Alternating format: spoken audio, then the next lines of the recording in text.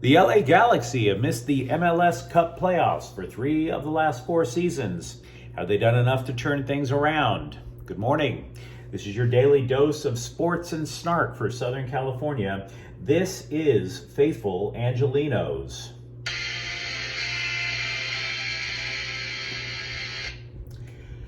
Now, before we begin, what I'd like to do is send a nice shout out to all the LAFC fans who were kind enough to support the channel this week. Thank you. It means a lot. We're going to get to the Galaxy in a few minutes. By the way, it's just a joke. Lighten up. It's not the end of the world. But before we get to the Galaxy, let's talk about what's been going on in sports in LA in the last 24 hours. The Clippers defeated the Lakers 105-102 last night. Clippers defender Robert Covington got the benefit of a controversial replay late. But, you know, I will say this. It is nice that finally LeBron James and Frank Vogel can agree on something. The Clippers are a 500 team. The Lakers are below 500. Time be running out for both of them teams to try to make a move. Also last night, Jonathan Quick notched his 350th career win in goal as the LA Kings defeated Anaheim 4-1. The Kings, by the way, they're back in play tonight. They'll be taking on the New York Islanders at 7:30 p.m. College basketball, number 12 UCLA will be playing Oregon State in just a couple of hours. That's a game you can watch on CBS. Also, later tonight, 16th ranked USC takes on Oregon. Watch out, Trojans. The Oregon Ducks, they defeated UCLA earlier this week. That game's on ESPN. And a team that we reviewed earlier this week, LAFC, kicks off their MLS campaign. They will host Colorado 12:30 this afternoon. Game should be on Univision or TUDN. So, if you like what you see typically on this channel, feel free to clickety-clack on the like, subscribe buttons, notifications. You'll know when I'm in that inbox. Share the video. Sharing is caring, and by all means, comment. I am not God. I am not perfect with everything I say. I totally get it. Welcome. So, what can we talk about today? The LA Galaxy. As I mentioned earlier, missing the playoffs 3 out of the last 4 years. MLS kicks off this weekend. The Galaxy will host NYCFC, the defending MLS Cup champions, tomorrow. That game will be 2 p.m. on ESPN. The Galaxy are going into this game with a bit of a problem. They have lost 4 consecutive games to the Pigeons. And in addition to that, the Golden Boot winner, Tati Castellanos, plays for the Galaxy. And the Galaxy will be shorthanded on defense, which we will get to in a minute. Plus side for LA, there is excitement about the team. They've sold enough seats to where they're opening that grass berm. So they're going to make a good chunk of change tomorrow. So let's talk about the team overall. The team itself missed the MLS Cup playoffs on the last game of the season. Very disappointing, and a lot of wailing and gnashing of teeth. So when there's a problem, you should address it. I don't think the Galaxy did, honestly. I really don't. Their main problem last year, and I think everybody who watches the team on a regular basis would say that there were 2 main issues with the team. 1, injuries. Their main player, Chicharito, up top, great striker. He returned to form for a good chunk of last year and was in the race for the Golden Boot. Wound up missing almost 2 months of the year due to injury. If he was healthy for even a modicum of that time, the Galaxy would have qualified. So what do? Well, they decided to bolster the offense. I can appreciate that. They bring in Douglas Costa from Brazil. Injury prone, Douglas Costa. It's time for some tough love. I have to admit it. Hey, have you ever heard of this team? Orlando City? Yeah, you remember how they thought they were going to be great?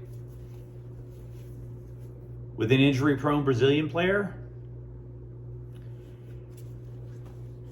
Troubling to think about, very troubling. I'm not going to front.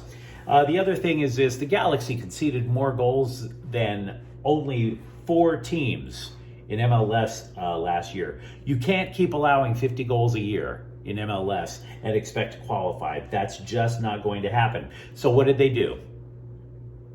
Well, they added depth pieces. Depth? 3 of these 4 starters, at least, the only one they trust is Araujo. 3 of the other guys, at least one of them had to go, particularly in center back. That has been a problem for them for years. The Galaxy just bother the heck out of me with this, as well as their fans. I mean, I remember they had a guy a couple of years ago, Dave Romney. Oh, they were convinced he couldn't play defense, so they ship him off to Nashville SC. As an expansion team, Nashville SC has arguably the best defense in MLS. Maybe we have to come to this ugly conclusion that we don't know what we're talking about on defense. It's unpleasant. And oh, by the way, one of the starters, center back Derek Williams, he's not playing tomorrow against NYCFC. Word salad. Gotta love them. So it's abundantly clear when you look at the team that they have the potential to do real damage. They really do. Chicharito, again, in the argument for a golden boot. Costa, remarkable talent when he's healthy. Remarkable talent when he's healthy. Very clever, great passer. Definitely is going to form a bond with Chicharito, and they'll score a lot of goals. But if you take a step back, for all the caterwauling that Galaxy fans and LAFC fans do at each other, both teams are in the same boat. They're going to score a ton of goals. They're going to concede a lot of goals. And they're praying every night that their main forwards don't get hurt. It's bananas that way. So, how do they win? How do the Galaxy win? Glad you asked. Formation. Now, I'm not a genius when it comes to soccer, but I do know the role of formation. LAFC plays a 4-3-3, okay? It's a great idea. They have multiple forwards that have talent that can put the ball in the net. The problem when you have a front line of 3 forwards, you expose the back line. So what the Galaxy have done instead is they run a 4-2-3-1. Why does that matter?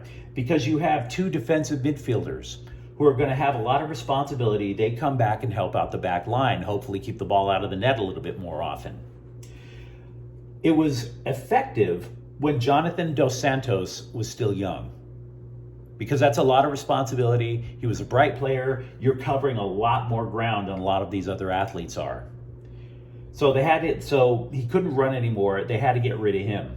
In addition to that, they wound up in a somewhat controversial deal. They sent Sebastian Lletget off to the New York Revolution, and it freed up some money for them to try to make some other moves.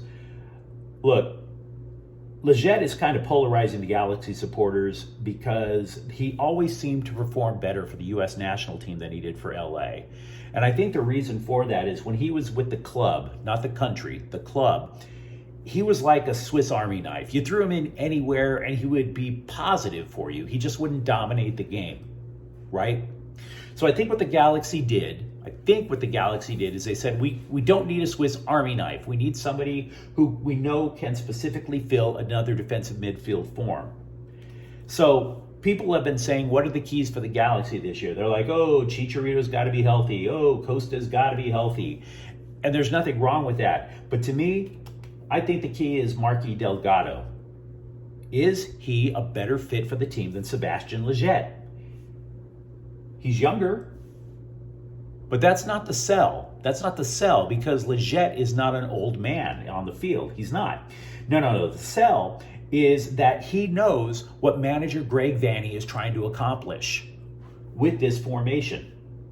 So the idea is that you set him up to help the back line succeed, to help Revolison succeed, and try to lower that number of goals. In my opinion, Mark Delgado is the key to the Galaxy's success or failure this year. He's the one who has to be the one that makes the difference.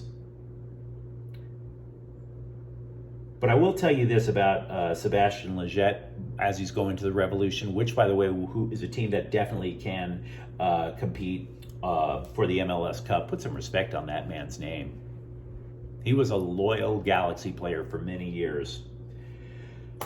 Things the Galaxy are also gambling on. They are hoping that with Costa here, that it'll open up more of the field for Kevin Cabral to go nuts and have 10 goals.